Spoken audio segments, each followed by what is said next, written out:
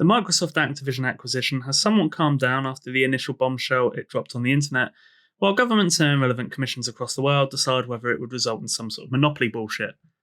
However, it has reignited again recently in the form of a bit of crap slinging between Phil Spencer of Xbox and Jim Ryan at PlayStation about whether a certain franchise will actually become an Xbox exclusive or not. What will happen with Call of Duty if this buyout takes place is obviously the burning question. And of course, normally this would be a no-brainer. The games would only release on Xbox and PC, similar to what is going to happen with all the Bethesda games now that Xbox, of course, has them. But Call of Duty is a different breed. It's the biggest name in gaming and is a large part of the reason as to why this takeover is being looked at so extensively in terms of anti-competition or anti-consumer or potential monopolisation. And even excusing that, it's the best-selling franchise on PlayStation by far. It could be a massive moneymaker for them to keep the games on the platform whilst giving certain timed exclusivity or bonus content for Xbox. It has been somewhat suggested-ish in a somewhat not completely reassuring way that Call of Duty will remain on PlayStation in some manner. The current agreement between Activision and Sony will also be honoured to its conclusion. Then this came out from Phil Spencer. In January, we provided a signed agreement to Sony to guarantee Call of Duty on PlayStation with feature and content parity for at least several more years beyond the current Sony contract, an offer that goes well beyond typical gaming industry agreements. What this appears to do is give us a little bit more clarity on what this tweet was suggesting way back in January from Phil Spencer himself. It's that Call of Duty will be on the PlayStation platform for at least several years beyond the current agreement they have. So this does confirm that there is an intention to keep the franchise on there, but not forever necessarily, which it's a bit vague. Several years could be anything from eternity, or it could be, say, 3 years. Now this is where Jimmy Boy at Sony comes in, who has decided to go public with this because Phil Spencer did it first. Proper class romantics, you have to rate it, don't you? Now Jim Ryan claims that the deal post-takeover was just inadequate and that Microsoft would only guarantee COD remaining for 3 years. He said, "I hadn't intended to comment on what I understood to be a private business discussion, but I feel the need to set the record straight because Phil Spencer brought this into the public forum. Microsoft has only offered for Call of Duty to remain on PlayStation for 3 years after the current agreement between Activision and Sony ends. After almost 20 years of Call of Duty on PlayStation, their proposal was inadequate on many levels and failed to take account of the impact on our gamers. We want to guarantee PlayStation gamers continue to have the highest quality Call of Duty experience, and Microsoft's proposal undermines this principle." One thing I gotta say is I just love how tit for tat this whole thing sounds and is pretty much. It's proper like school playground antics. But this squabbling does have an overarching point.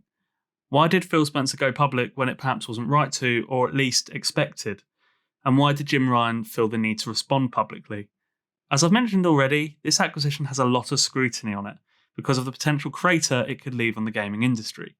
Various governments, commissions across the world are looking into this, and Microsoft need approval from them. This will look at factors that could lead to potential monopolisation or being anti-competition or anti-consumer. As part of this, Microsoft will want to make it clear that there is nothing to worry about and that one of the top 10 biggest gaming companies buying out another is absolutely fine. Others, most namely Sony, will pitch the opposite case. We've already seen a bit of this in Brazil, where Sony claimed a franchise like Call of Duty that has been on its systems for nearly 2 decades could not be rivaled whatsoever and that it would therefore be anti-competition.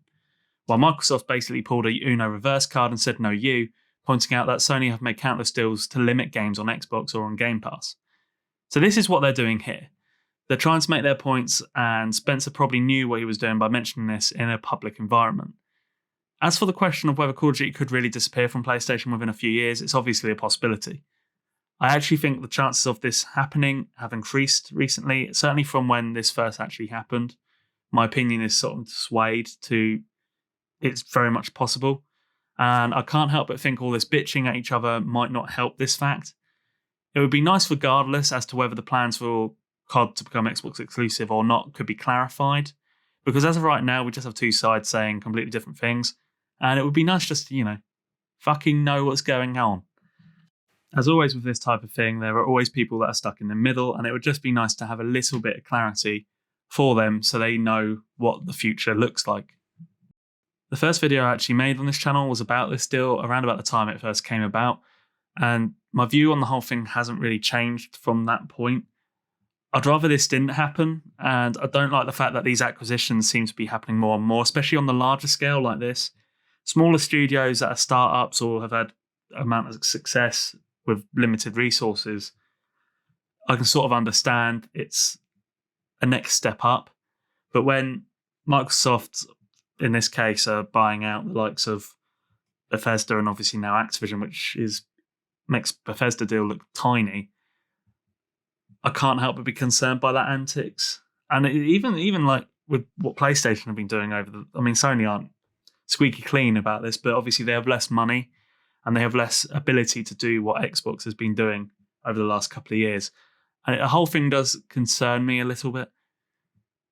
The biggest swallowing up the rest, and I mean the rest of the biggest, will just more than likely only mean that there are more exclusives, less parity depending on whatever system you happen to be playing on.